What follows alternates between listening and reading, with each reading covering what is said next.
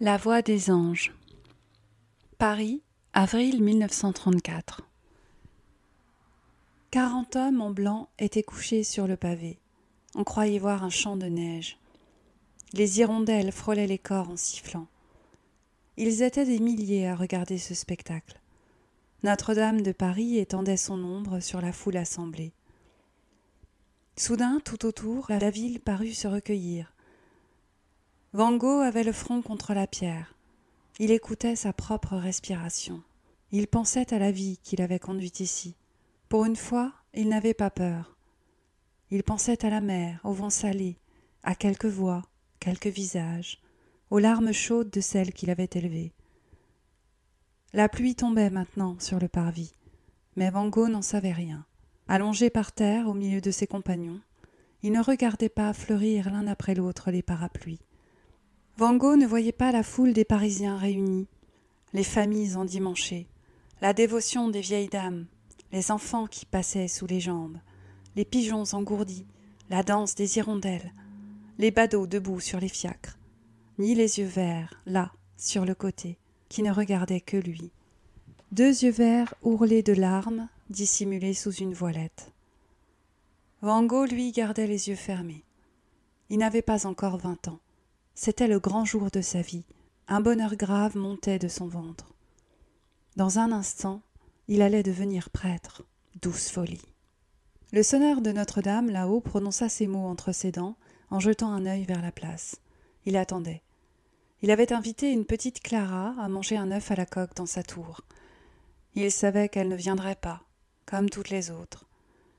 Et tandis que sous l'immense cloche l'eau frémissait dans la casserole, le sonneur regardait ces jeunes gens qui allaient être ordonnés prêtres. Quelques minutes encore, ils resteraient allongés au sol avant de s'engager pour toujours. À cet instant, perché à 50 mètres au-dessus de la foule, ce n'était pas le vide qui donnait le vertige à Simon le sonneur, mais plutôt ces vies couchées par terre, offertes, qui allaient sauter dans l'inconnu. Folie, répéta-t-il, folie. Il fit un signe de croix, pour si jamais, et retourna à ses œufs. Les yeux verts n'avaient pas quitté Van Gogh. C'était une jeune fille de 16 ou 17 ans, en manteau de velours couleur de cendre. Sa main fouilla dans sa poche et remonta sans le mouchoir qu'elle cherchait. Le dos de cette main blanche se risqua donc sous la voilette et balaya les larmes des joues. La pluie commençait à traverser le manteau. Un homme détourna brusquement la tête. Il l'observait. Elle en était sûre. C'était la 2e fois qu'elle le remarquait ce matin. Mais elle savait, très loin dans ses souvenirs, qu'elle l'avait déjà vu quelque part. Visage de cire, cheveux blancs, moustache fine et petites lunettes en fil de fer. Où l'avait-elle croisé? Le tonnerre de l'orgue la ramena à Van Gogh. C'était l'heure solennelle. Le vieux cardinal se leva et descendit vers les hommes en blanc. Il avait écarté le parapluie qu'on lui tendait pour l'abriter, comme il repoussait toutes les mains qui voulaient l'aider à descendre les marches. « Laissez-moi. » Il tenait sa lourde crosse d'archevêque, et chaque pas accompli paraissait un petit prodige. Le cardinal était vieux et malade. Le matin même, Esquirol, son médecin, lui avait interdit de célébrer cette messe. Le cardinal avait ri, renvoyé tout le monde, et il s'était levé de son lit pour s'habiller. Dès qu'il était seul, il s'autorisait un gémissement à chaque geste. En public, il était un roc. Maintenant, il descendait les marches sous la pluie. 2 heures plus tôt, voyant grossir les nuages noirs, on l'avait supplié de rapatrier cette cérémonie à l'intérieur de la cathédrale. Encore une fois, il avait tenu bon. Il voulait que cela se passe dehors, face au monde dans lequel ces jeunes gens allaient être plongés toute leur vie. S'ils ont peur de s'enrhumer, qu'ils choisissent un autre boulot. Ils vivront d'autres tempêtes. À la dernière marche, le cardinal s'arrêta. Il fut le premier à se rendre compte d'une agitation sur la place. Là-haut, Simon le sonneur ne se doutait de rien. Il jeta les œufs dans l'eau et se mit à compter.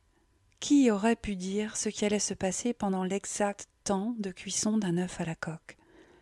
3 minutes pour faire basculer le destin. Tandis que l'eau se remettait à bouillir, le même frémissement commença à parcourir la foule à partir des derniers rangs. La jeune fille tressaillit encore. Il se passait quelque chose sur le parvis.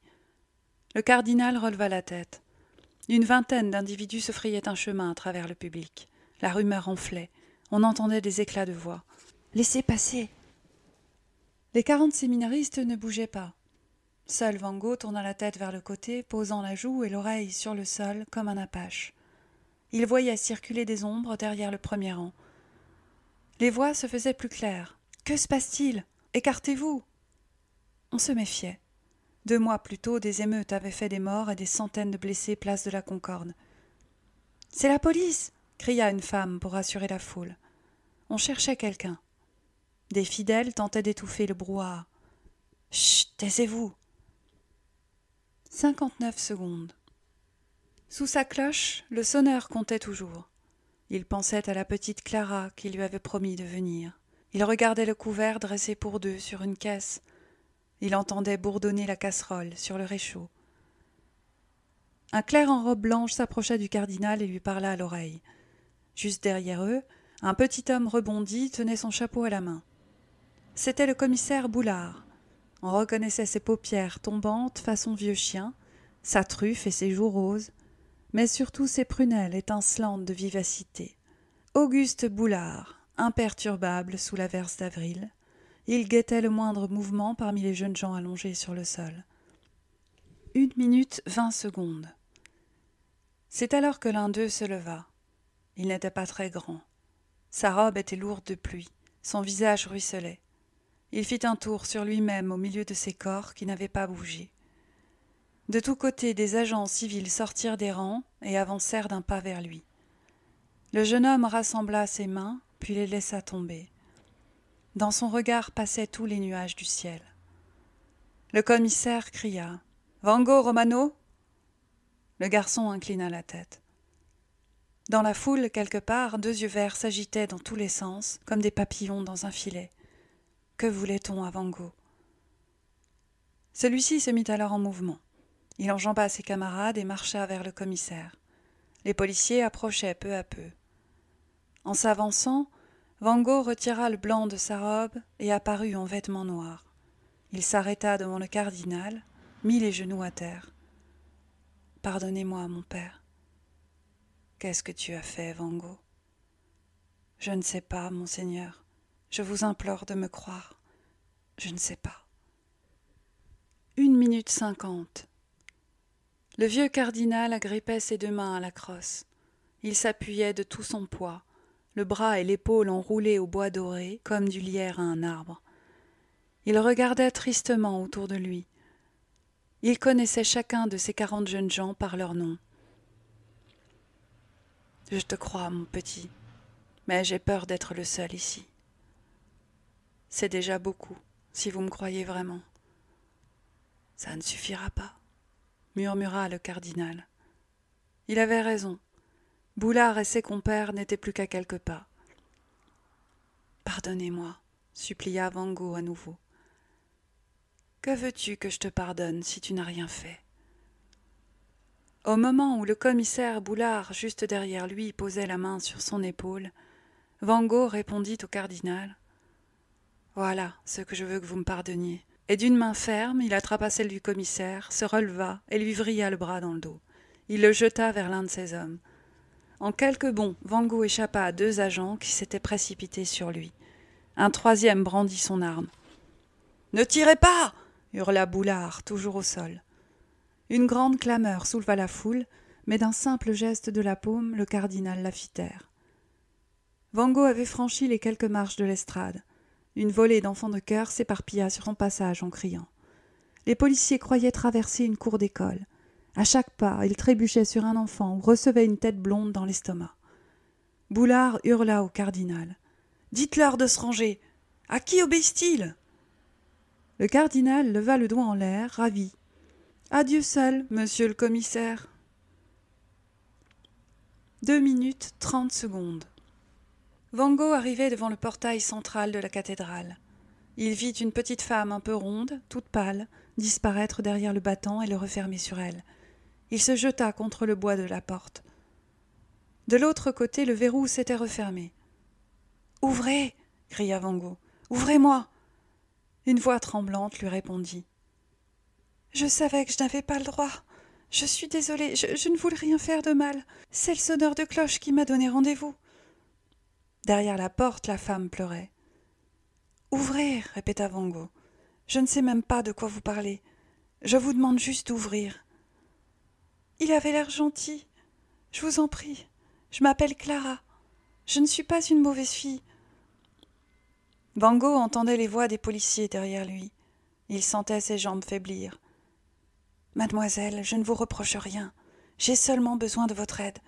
Ouvrez-moi la porte. »« Non, je ne peux pas. J'ai peur. » Vango se retourna. 10 hommes étaient là en arc de cercle autour du portail sculpté. « Ne bouge plus, » dit l'un d'eux. Vango plaqua son dos contre la porte enluminée de cuivre. Il murmura. « Maintenant, mademoiselle, c'est trop tard. Surtout n'ouvrez plus. N'ouvrez sous aucun prétexte. Je vais prendre un autre chemin. » Il avança d'un pas vers les hommes, puis il se retourna et leva les yeux. C'était le portail du jugement. Il le connaissait par cœur. Une dentelle de pierre sculptée autour de la porte. À droite, on voyait les damnés de l'enfer. À gauche, le paradis et ses anges. Vango préféra la voix des anges. Le commissaire Boulard arriva à cet instant. Il faillit s'évanouir en découvrant ce qui se passait. En moins d'une seconde, Vango Romano avait escaladé les premières rangées de statues. Il était à 5 mètres du sol. 3 minutes. Simon le sonneur, qui n'avait rien vu, sortit les œufs avec une écumoire. Vango ne semblait pas grimper, mais plutôt glisser lentement sur cette façade. Ses doigts agrippaient le moindre relief. Ses bras et ses jambes se déplaçaient sans effort. On pouvait croire qu'il nageait verticalement. La foule le regardait, bouche ouverte. Une dame s'évanouit et glissa de sa chaise comme un linge. Au pied de la muraille, les agents s'agitaient dans tous les sens. Le commissaire, lui, restait pétrifié. Un premier coup de feu retentit. Boulard trouva assez de souffle pour crier. « Arrêtez ! Je vous ai dit de ne pas tirer !» Mais aucun des policiers n'avait sorti d'armes. L'un d'eux faisait inutilement la courte échelle à son camarade. Les pauvres diables étaient à 80 centimètres du pavé. Les autres essayaient d'ouvrir la porte de 2 tonnes avec leurs ongles. Nouvelle détonation. « Qui a tiré ?» cria Boulard en attrapant un de ses hommes par le col. « Trouvez-moi celui qui tire plutôt que de vous acharner sur cette porte. Pourquoi voulez-vous entrer? Pour mettre un cierge? On pensait le cueillir dans les tours, commissaire. Il y a un escalier côté nord, s'énerva Boulard en pointant le doigt vers la gauche. Je garde Rémy et Avignon avec moi. Je veux savoir qui est en train de tirer sur mon perdreau. Vango avait déjà atteint la galerie des rois. Il se dressa et s'accrocha à une colonne. Sa respiration était calme. On lisait sur son visage autant de détermination que de désespoir. Il regardait le parvis. Des milliers d'yeux écarquillés le fixaient. Une balle vint faire exploser une couronne de pierre tout près de son oreille, soufflant des éclats de poudre blanche sur sa joue. Il voyait tout en bas le commissaire tourner sur lui-même comme un fou. « Qui a fait ça ?» hurlait Boulard. Ce n'était pas la police qui lui tirait dessus. Vango le sut très vite. Il avait d'autres ennemis sur la place. Il reprit son ascension, arriva en quelques mouvements au pied de la rosace. Il escaladait maintenant le plus beau vitrail du monde, comme une araignée coule sur sa toile. En bas, la foule s'était tue. Elle restait là, muette, fascinée par la vision de ce garçon accroché au vitrail occidental de Notre-Dame. Les hirondelles passaient en flottille serrée autour de lui, comme pour protéger Vango de leur petit corps de plumes. Les larmes aux yeux, Simon, sous sa cloche, décalota le premier œuf avec son couteau. Cette fois encore, elle ne viendrait pas. « Le monde est triste, » dit-il doucement. Quand il entendit grincer l'escalier de bois qui menait à la cloche, il s'arrêta et bredouilla. « Mademoiselle ?» Il regardait le second œuf. Troublé, il crut un instant que le bonheur était à sa porte. « Clara, c'est vous ? Elle vous attend en bas. » C'était Vango. Une dernière balle l'avait raflé au côté quand il reprenait pied sur la galerie des chimères. « Elle a besoin de vous, » dit-il au sonneur. Simon sentit quelque chose de joyeux dans sa poitrine. Personne n'avait jamais eu besoin de lui. « Et toi, qui es-tu? Qu'est-ce que tu fais là ?»« Je ne sais pas, » dit Vango. « Je n'en ai aucune idée. Moi aussi, j'ai besoin de vous. » Sur la place, l'autre jeune fille, celle aux yeux verts et au manteau couleur cendre, se débattait dans la foule. Au moment où Vango prenait la fuite, elle avait surpris l'homme au visage de cire qui sortait une arme de son manteau. Elle s'était précipitée, mais les remous du public l'empêchaient d'avancer. Quand elle arriva de l'autre côté, il n'était plus là. Elle n'avait plus rien de la mélancolie de chatte mouillée qu'on avait pu voir plus tôt. C'était un lion échappé qui bousculait tout sur son chemin. Elle entendit alors le premier coup de feu.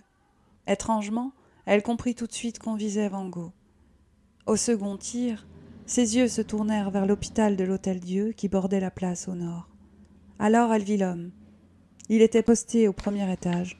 Le pistolet dépassait d'une vitre brisée et on voyait dans l'ombre le reflet glacé du visage du tueur. C'était lui. Elle jeta un œil tout là-haut. Vango se tenait en équilibre. Le ciel venait de l'arracher à son destin au dernier moment. Pour elle, au contraire, tout redevenait possible, à condition qu'il vive. La fille aux yeux verts bondit vers l'hôpital.